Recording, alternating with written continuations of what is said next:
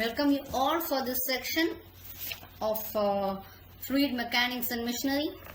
So in this section we are going to discuss some topics in course outcome 4. So that is the working principles of pumps and its performance. First we will be seeing what are the topics is available in the unit 4. Okay, so we can see that today we are going to, this section is being devoted to learn what is meant by a pump and what is the working principle of reciprocating pump. So that we are going to see now. We know, everyone knows, the pump will be the heart of the hydraulic system. So a pump is a hydraulic machine which is converting the mechanical energy to hydraulic energy. Normally it will be in the form of the pressure energy. Okay, and this mechanical energy, how it is delivered to the pump? With the help of a prime mover, and it can be an electrical motor or any IC engine. So what will happen? Due to mechanical action, the pump will create a partial vacuum at the inlet. Okay, the partial vacuum will be created at the inlet. You just imagine. So what will happen? So this will permit the atmospheric pressure to force the fluid through the inlet pipe into this pump. Okay, the vacuum will be permitting the atmospheric pressure to force the liquid fluid through the inlet pipe into the pump. Okay, so what will happen? The pump will be pushing the fluid into the hydraulic system. The pumps doesn't pump pressure. The pump will not pump pressure. Instead, they produce fluid flow. Okay, and the resistance to the flow produced by the hydraulic system will determine the pressure. And what is meant by displacement actually? The displacement is the discharge of a fluid from a vessel is called as a displacement. And the centrifugal force, it's used to produce the kinetic energy. Now we shall be seeing certain basic concepts before we are going into the main topic. What is meant by priming? This everyone would have done. Okay, so when there is some problem in the, when you are not able to receive water from the pump, this priming will be done. So what is meant by priming actually? So priming is a process of filling up water in the casing and suction pipe of the centrifugal pump for the removal of air before starting it. We will be doing in our home, isn't it? Normally with the bore we are not able to receive water. Some air bubbles are being stuck. What will happen? We'll be pouring this water and again we'll be starting. So that process we call it as priming. It's again actually a process of filling up water in the casing and suction pipe of the centrifugal pump for the removal of air before starting it. And what is meant by cavitation? See, if the vapor pressure at the suction side of the pump drops below the vapor pressure of the liquid, then cavitations may occur. Okay, the cavitation in a pump can be noted by a sudden drop in the efficiency and head. Right. So these are the basic concepts while learning about pump. Then what is meant by slip actually? The slip can be defined as the difference between the theoretical discharge and the actual discharge of the pump. Normally, in whatever sense it is, there will be actually a difference between this reality and what we have planned. Okay, so all our plans will cannot be come into action. So here also, when we will be having some efficiency we would have calculated as per our design and everything else, but there may be certain variations that we call it as a slip. If actually, what is meant by negative slip in the sense, the actual discharge may be more than the theoretical discharge, then we call it as negative slip. Okay, so when will negative slip will be equal actually? Then the point, that is in the case of slip offs also, negative slip will be occurring when the delivery pipe is very short, the suction pipe is long and the pump is running at high speed. Okay, so these are the conditions at which your actual discharge will be more than your theoretical discharge. Now we will be generally seeing certain classifications of pumps. So what is meant by pump? So pump I am classifying into two: positive displacement pump and centrifugal pump. Okay. So today we are going to discuss about the reciprocating pumps alone. In this section, the piston pumps, the plunger pumps, the diaphragm pumps. Right. So we will be discussing them. What it is actually. So the reciprocating pump is based on two-stroke principle. What it is? Number one, high pressure and high efficiency, self-priming, small, that is we can see that it is for high pressure, high efficiency and self-priming. Okay, it is used mainly for handling slurries in plant processes and pipeline applications. Okay, these are some characteristics where we are using this reciprocating pump. Now we can see what are the main parts of a reciprocating pump. That we do have a cylinder with a piston rod, connecting rod and a crank. Okay. Number 2, we do have a suction pipe and delivery pipe. Okay, we have a suction valve and delivery valve. I'll please explain you in a few minutes. Will be devoted for working of your reciprocating pump. Okay, so please see it. You can see the animation diagram. I'll just explain you. Please see that. So figure is showing a single acting reciprocating pump, isn't it? You do have a piston, isn't it, which is moving forward and backwards in a closed fitting cylinder.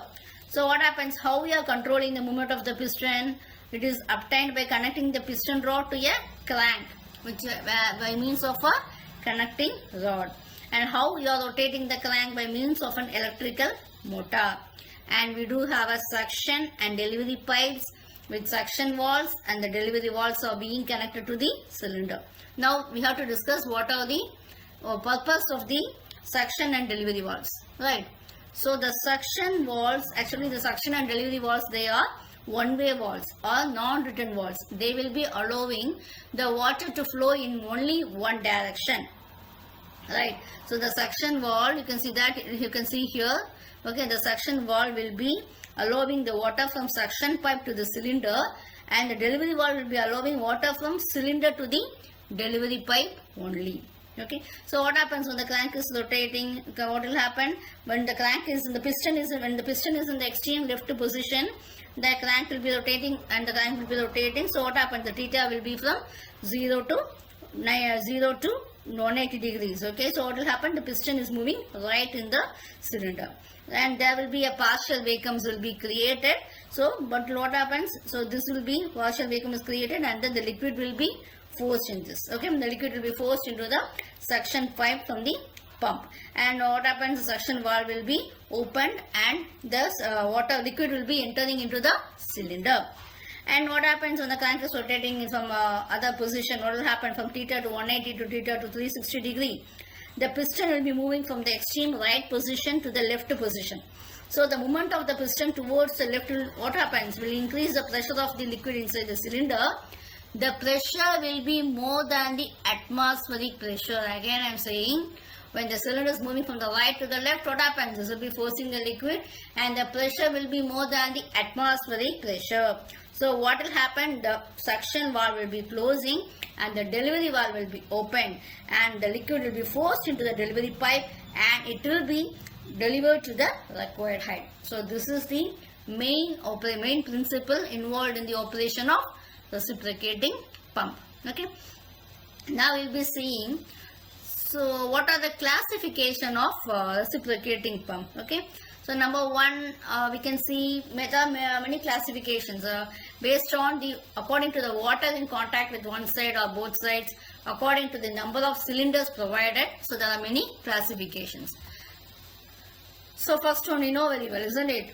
Piston pumps, as we see already, will have 2 valves and 1 stuffing box, and a rotating mechanism will be there for reciprocating piston, and it will use suction to rise the liquid into the chamber. That we have discussed already. Okay, so here what happens here? This one is, we can see that you are having here this one model is single cylinder, or here the contact of water will be on only one side. Okay, here this is actually the second one is multi-cylinder reciprocating pumps. Okay, as the name suggests, if a reciprocating pump is having one cylinder, it is called as single cylinder reciprocating pump. If you are having a number of cylinders, you can call it as multi-cylinder reciprocating pump.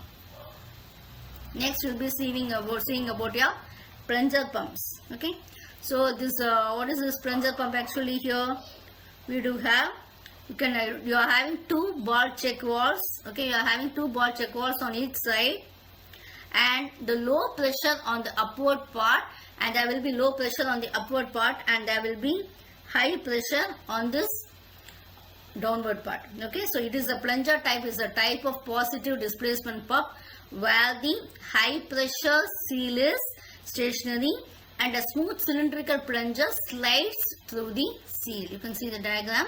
Okay, and what happens, this makes them different from the piston pumps and it allows them to be used as used at high pressures. So the plunger pumps will be used at high pressures. Okay, and what happens, actually the plunger will be moving forward. The plunger displaces the available volume through its own volume and increases the pressure of the fluid to be pumped. Okay, so high pressure fluid will be produced with the help of this plunger pump. Okay, so what happens, actually the suction valve, here also the suction valve will be closing and the pressure valve will be opened so that it opens the way into the process area for the pressurized fluid. Okay, so this is the diagram which is depicting the pressure plunger pumps. Next one is actually diaphragm pump. So here you are having a rod is used for moving and pushing and pulling the diaphragm, and this is actually used for making the artificial hearts. What is the difference between this plunger pump and diaphragm pump? Actually, plunger pumps operate in a similar way. A diaphragm pump uses a flexible membrane instead of a piston. That's all. Okay. Actually, a diaphragm pump is using a flexible membrane instead of a piston or plunger to move the fluid. That is the difference we do have. And by expanding the diaphragm, the volume of the pumping chamber is increased and the fluid is drawn into the pump. Right? You can see the diagram, isn't it? And the fluid is drawn into the pump. And what happens? Compressing the diaphragm decreases the volume and some fluid is being expelled. Okay, this is the operation of your diaphragm pump.